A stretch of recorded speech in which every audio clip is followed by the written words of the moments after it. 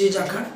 आज हम लोग अपना नया टॉपिक लेकर आए हैं जो HSSC, SSC, VLD, रेलवे और अदर एग्जाम्स के लिए हमारे पास रहेगा। बड़ा अच्छा टॉपिक है, आप इस टॉपिक को समझिएगा ध्यान से, इसको हम कंसेप्ट को समझेंगे। स्टूडेंट, हमारे टॉपिक का नाम है जूल का उष्मा का नियम। जूल का उष्मा का नियम, इसको इंग्लिश में हम लोग बोलते हैं Joule's heating effect. Joule's heating effect. Student, बड़ा इंपॉर्टेंट टॉपिक है जूल्स हीटिंग इफेक्ट। जूल का उष्मा का नियम क्या कहता है, इसके लिए आपने बहुत सी चीजें देखी होंगी। सबसे पहला एग्जांपल स्टूडेंट, आप एक आटा चक्की को ऑन कर दीजिएगा। आपके घर जो आटा चक्की है उसको आप चला दीजिएगा। 15-20 मिनट, आधा घंटा या 2-4 घंटे के बाद आप उसके तार को ऊपर से छू कर देखिएगा। तार के ऊपर कवर होना चाहिए। आप उस तार को छूइएगा तो आपको ऐसा लगेगा कि तार गर्म हो चुकी है। तो क्या कारण है कि तार गर्म हो जाती है? दूसरा एग्जांपल स्टूडेंट, आपके घर इलेक्ट्रिक आयरन एक प्रेस होगी, आप कपड़ों में प्रेस करते हैं। आप उस प्रेस को प्लग में लगाइएगा। 1 मिनट, आधी मिनट, 2 मिनट के बाद क्या होगा?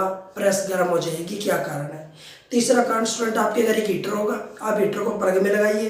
थोड़ी देर बाद, आधा मिनट या 1 मिनट के बाद हीटर की कॉइल गर्म हो जाएगी। आपको साफ टाइम महसूस होगा कि थोड़ा सा टाइम लगाएगी वो कॉइल गर्म होने में। तो उसका क्या कारण है?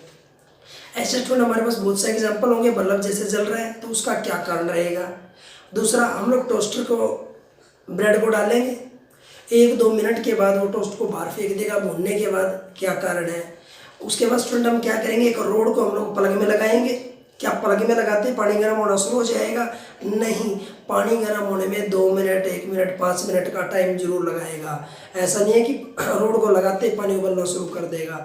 तो ऐसी कौन कौन सी चीज़ें स्टूडेंट, दुनिया की कोई भी चीज़ अगर वो करंट के चलने से, करंट गुजरने से गर्म होती है तो दुनिया की हर मशीन का रीज़न क्या होगा मैं आपको बताने जा रहा हूँ। आपको गौर से सुनना है। स्टूडेंट, टॉपिक का नाम है जूल का उष्मा का नियम।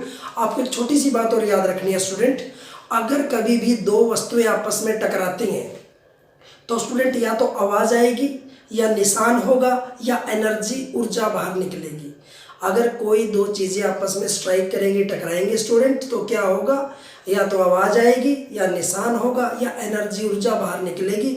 वही कंसेप्ट हम यूज़ करने जा रहे हैं, गौर से देखिएगा स्टूडेंट। सबसे पहले हमारे पास कहता है जो उष्मा, जिसको हम लोग बोलते हैं उष्मा, इंग्लिश में हम लोग उसको बोलते हैं हीट। ये डिपेंड करता है आई के ऊपर, विद्युत धारा, करंट के ऊपर डिपेंड करेगा सबसे पहली चीज। ठीक है ना? चाहे हम लोग इसको लिख देते हैं इसे H directly proportional I square. Student ध्यान से सुनिएगा, इसका मतलब ये हुआ जो चीज जितना ज्यादा करंट लेगी वो चीज उतनी ज्यादा गर्म होगी। जैसे आटा चक्की ज्यादा करंट लेती है जब चलती है तो आटा चक्की की तार ज्यादा गर्म होगी। हीटर जब हम ऑन करते हैं तो वो भी करंट ज़्यादा लेता है, वोल्टेज ज़्यादा इस्तेमाल करेगा, तो क्या होगा? हमारे पास हीटर की कॉइल गर्म हो जाएगी। अब प्रेस को प्लग में लगाएंगे, वो भी करंट ज़्यादा लेता है तो वो भी जल्दी गर्म हो जाएगा। अब AC जो होता है उसको पतली तार से चलाइएगा, कोई पतली सी तार। जो AC होगा वो भी करंट ज़्यादा कंज्यूम करता है तो वो तार भी गर्म हो जाएगी, जल जाएगी। चाहे आप रोड को पतली तार से चलाइएगा तो वो भी जल जाएगी। तो इसका मतलब ये हुआ दुनिया की कोई भी मशीन अगर वो करंट ज़्यादा लेती है तो इसका मतलब वो गर्म होगी या उसकी तार गर्म होगी। पहला कारण ये रहेगा स्टूडेंट। अब कारण क्या है इसका, आप सुनिए। तार के अंदर ऐसा क्या होता है कि तार गर्म हो जाती है? स्टूडेंट, एक बात आप सभी जानते हैं, वो ये है कि करंट किसकी वजह से चलता है? इलेक्ट्रॉन की वजह से।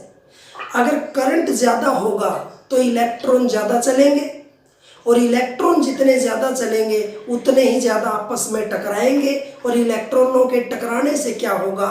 उष्मा, एनर्जी, ऊर्जा, हीट बाहर निकलेगी और तार गर्म हो जाएगी।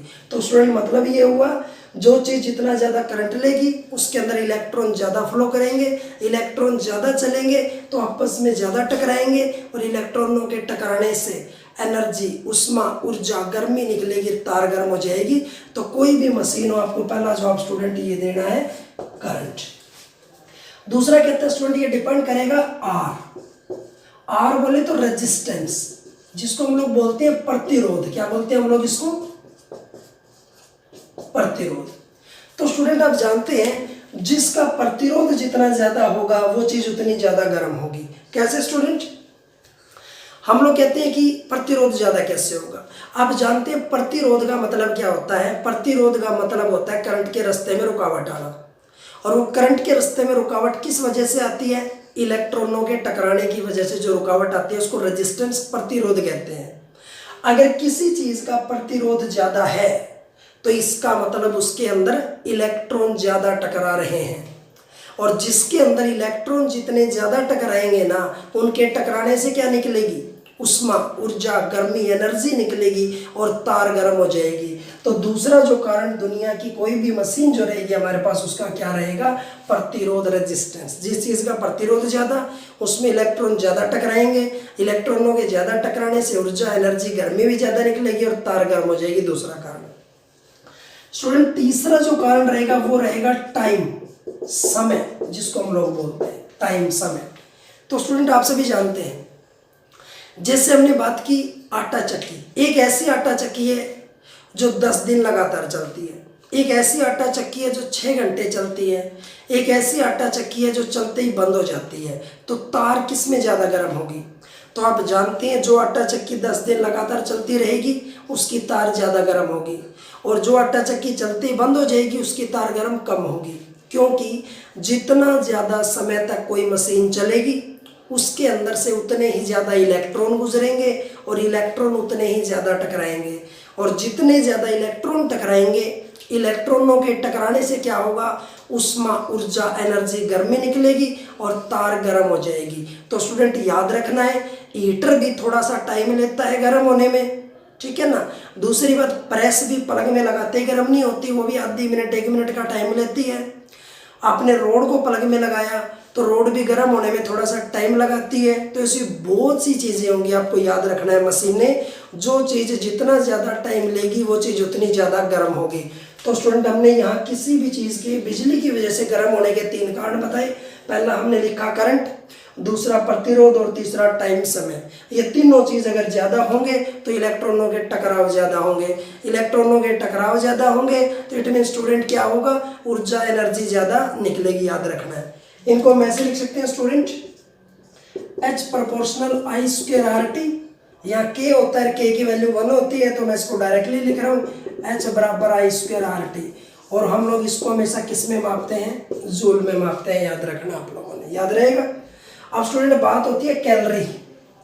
आप लोग जानते हैं 1 कैलोरी में कितने जूल होते हैं? 4.2 जूल होते हैं। एग्जैक्ट वैल्यू देखी जाए तो 4.186 जूल होते हैं, ठीक है ना। और जो कैलोरी है ना, ये ऊर्जा की व्यावसायिक इकाई या कमर्शियल यूनिट है ऊर्जा की। वैसे ऊर्जा की ऐसा यूनिट होती है जूल, लेकिन व्यावसायिक इकाई, कमर्शियल यूनिट जो एनर्जी की होती है वो क्या होती है? कैलोरी। अगर मैं इसको कैलोरी में कन्वर्ट करूंगा तो आपको एक बात याद रखनी है, I square RT divided by 4.2। तो स्टूडेंट ये रिजल्ट किस में पहुंचेगा? ये रिजल्ट कैलोरी में पहुंचेगा। याद रहेगा। स्टूडेंट कई बार हम लोग बल्ब की बात करते हैं। पुराने समय में हमारे पीले बल्ब हुआ करते ना, आप सभी को ध्यान होगा, पुराने पीले बल्ब हुआ करते। हमने वो सारे बल्ब घरों से हटा दिए। क्यों हटाए? उसके जगह में CFL LED लेके आ गए, क्योंकि वो बल्ब करंट ज़्यादा लेते थे, और जो चीज़ करंट ज़्यादा लेगी वो उतनी ज़्यादा गर्म होगी। तो अगर आपसे कोई पुराने बल्ब की बात करे तो बल्ब करंट भी ज़्यादा लेता था, उसका प्रतिरोध भी ज़्यादा होता था, लेकिन वो बल्ब समय का इस्तेमाल नहीं करता था गर्म होने में, क्योंकि बटन दबाते ही बल्ब जल जाता था। तो अगर बल्ब का क्वेश्चन हो तो आपको जवाब देना है करंट और प्रतिरोध ज़्यादा होते हैं, लेकिन उसका जो टाइम रहेगा वो कंज्यूम नहीं करता। तो बल्ब के केस में आपको ये चीज़ें लेके चलनी है। ध्यान रहेगा स्टूडेंट। ये हमारा टॉपिक जो था ये था जूल का उष्मा का नियम हमारे पास जो रहेगा, ठीक है ना। इसी तरह हमारे चैनल पर बने रहिएगा, हम और भी अच्छे अच्छे टॉपिक आपके लिए लेकर आएंगे। हमारे चैनल को लाइक सब्सक्राइब करते रहिए। Thank you.